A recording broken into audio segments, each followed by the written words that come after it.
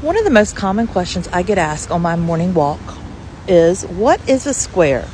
Savannah's known for them. We have 23 of them. So let's kind of break down what a square actually is in Savannah.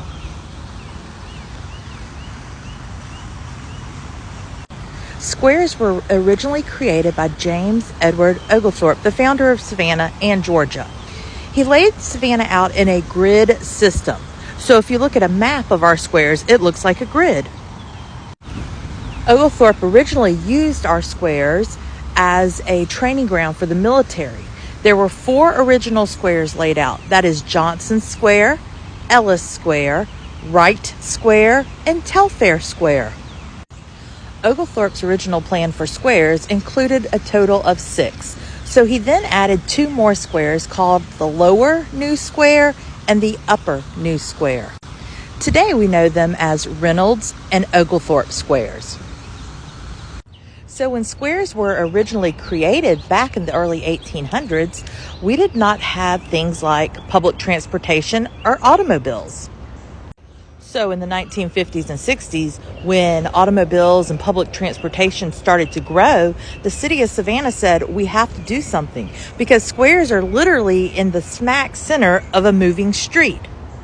So in the 1950s and 60s, our city said, hey, we've got to do something to make our squares more user-friendly. They sit in the middle of streets. So a lady by the name of Claremont Lee started reconstructing and making our squares more presentable. She addressed squares like Washington, Warren, and Troup, just to name a few, where she did the architecture and landscape of them. If you notice, each of our squares kind of tell a different story.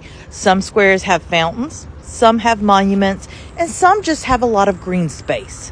And if you notice some of the squares that she worked on, they have rounded curbs on the corner so that people could travel around the squares, whether through bus, car, trolley, or horse carriage.